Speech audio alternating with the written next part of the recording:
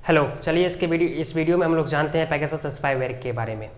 जब आप गूगल पे पेगासस को सर्च करेंगे तो उसमें एक उड़ती घोड़ी या घोड़ा का फोटो आएगा। उसी के जरिए इसका नाम रख दिया है पेगासस स्पाईवेयर। इजरायली कंपनी ने ये एक सॉफ्टवेयर है जिसे इजरायली कंपनी एनएसए ग्रुप करके बनाई है और इसे उन्होंने 2010 में बना दिया, लेकिन इसकी यूजेज 2016 से होने लगी। ये पेगासस स्पाईवेयर एक तरह का सॉफ्टवेयर है जो आपके फ़ोन में via जीमेल या एसएमएस आपके फ़ोन में इंस्टॉल हो जाएगी अगर उस लिंक पे क्लिक कर देते हैं, और तभी आपको फ़ोन को सारे हाईजैक कर लेगी। लेकिन इसमें टेक्नोलॉजी को अपडेट करते हुए 2018 में पेगासस स्पाईवेयर को इतना मॉडिफाई कर दिया गया कि ये आपके व्हाट्सएप के via मतलब व्हाट्सएप पे आपको ये कॉल आएगी और वो call with in a minute cut जाएगी या with in a second cut जाएगी और आपको पता नहीं चलेगा कि वो कॉल आई, और वो कॉल आप पिक नहीं कर पाएंगे। और वो जो सॉफ्टवेयर है स्पाईवेयर आपके फ़ोन में इंस्टॉल हो जाएगी और उसके बाद वो सारी आपके फ़ोन को कंट्रोल कर लेगी। वो चाहे आपकी कॉल हिस्ट्री हो, जीमेल हो, या फिर आप बोल सकते हैं वो आपके फ़ोन रिकॉर्डर या कैमरा, वो सारी चीज़ आपकी टर्न कर सकती है। यहाँ तक कि आपके फिंगरप्रिंट्स को भी वो चुरा सकती है और उसका यूज वो अपने फ़ायदे के लिए कर सकती है। बेसिकली इस इजरायली एनएसओ ग्रुप की जो कंपनी है इसे बनाई थी क्रिमिनल और टेररिस्ट के फ़ोन को ट्रैक करने के लिए और उसकी जो नेक्स्ट प्लान क्या है वो जानने के लिए। आप जानते हैं कि इजराइल चारों बगल से घिरा हुआ, उसके चारों बगल दुश्मनी है, इसलिए उसने ये कंपनी एनएसओ को जानबूझ के ऐसी सॉफ्टवेयर बनाने को कही जिससे वो हेल्प मिल सके और उसके फ्यूचर में अगर कोई उसे टारगेट करे तो उसे ट्रेस करके पता कर सके कि वो लोग क्या चाह रहे हैं। जैसे इसकी पहली केसेस देखने को मिली थी 2018 में, जब जमाल जर्नलिस्ट थे जो सऊदी अरब के थे, उन्हें मार गिराया गया था इजराइल की तरफ से, और पता चला था कि उसमें इजराइल ने उनकी जो फ़ोन थी वो पहले से ही हैक कर चुके थे स्पाईवेयर के जरिए। तो इस स्पाईवेयर का बनाने का इजराइल का एक ही मकसद था कि ये क्रिमिनल और जर्नलिस्ट को ट्रेस करना चाहते थे और उसके नेक्स्ट प्लानिंग को जानना चाहते थे।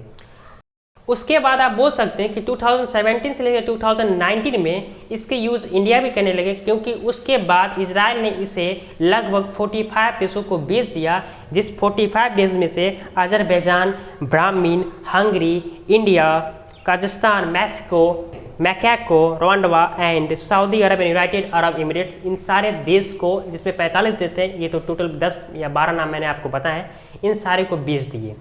आपको बता दें कि अगर आप एक फ़ोन ट्रेस कराना चाहेंगे स्पाईवेयर से तो उसकी आपको कॉस्ट पड़ेगी 70 लाख रुपीज़, और वो आप किसी भी बड़े इंसान का फ़ोन या वो सिक्योरिटी पैनल में ही क्यों ट्रेस कर सकते हैं।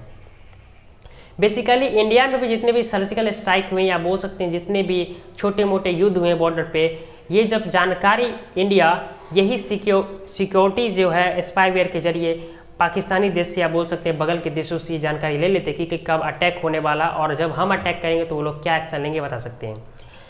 वाशिंगटन पोस्ट और द गार्जियन के रिपोर्ट के मुताबिक और द इंडियन एक्सप्रेस की रिपोर्ट के मुताबिक ये बात कुछ दिन पहले प्रूव हो चुकी है कि इमरान खान का जो फ़ोन है वो ट्रेस कर लिया गया था इंडिया के स्पाईवेयर जो इजरायली कंपनी से खरीदा था उसके द्वारा, और तभी जाके सर्जिकल स्ट्राइक को स्ट्राइक कर दिया गया। तो बता दें कि इंडिया ने लगभग 300 वेरीफाइड फ़ोन पे इस स्पाईवेयर का उपयोग किया, जिसमें से 40 जर्नलिस्ट हैं, 3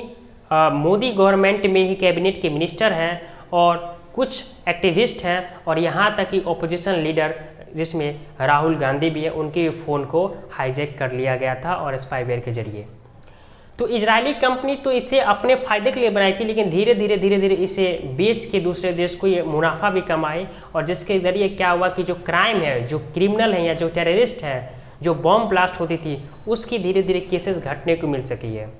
तो हर बार इजराइल ही कुछ नया इनोवेटिव करता है, क्योंकि इजराइल के पास टेक्नोलॉजी और वो खुद को धीरे धीरे अपडेट करते रहता है, जिस कारण से इजराइल ऐसे सॉफ्टवेयर बना देते हैं जिससे आप बच नहीं सकते हैं। द इंडियन एक्सप्रेस के मुताबिक अगर स्पाईवेयर अगर आपके फ़ोन को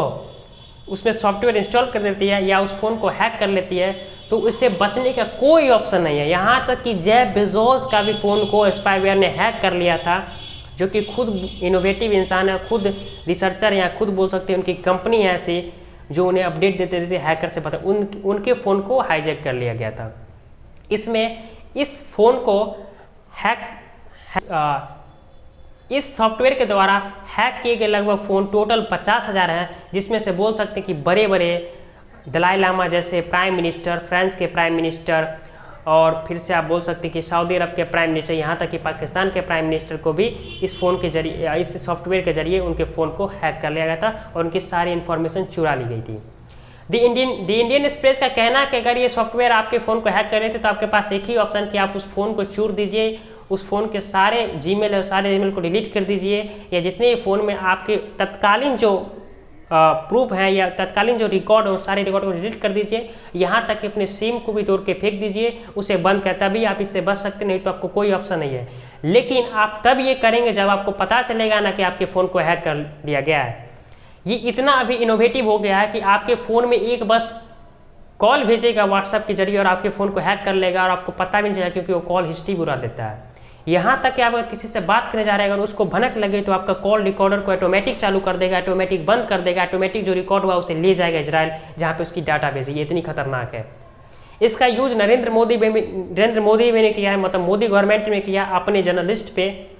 क्योंकि जर्नलिस्ट की अहम भूमिका होती है देश में। जर्नलिस्ट के माइंड में क्या चलती है इसे जानना, यहाँ तक ये तो इलीगल है, क्योंकि अगर उसके प्राइवेसी को जान रहे हैं, तब भी अगर देश के लिए अगर आप कर रहे हैं तो ये कहीं ना कहीं सही है। तो ये जानने के लिए ना मोदी गवर्नमेंट ने इन्हें 40 जर्नलिस्ट के ऊपर प्रयोग किया, यहाँ तक कि राहुल गांधी जो ऑपरेशन लेटर उन पर भी प्रयोग किया गया।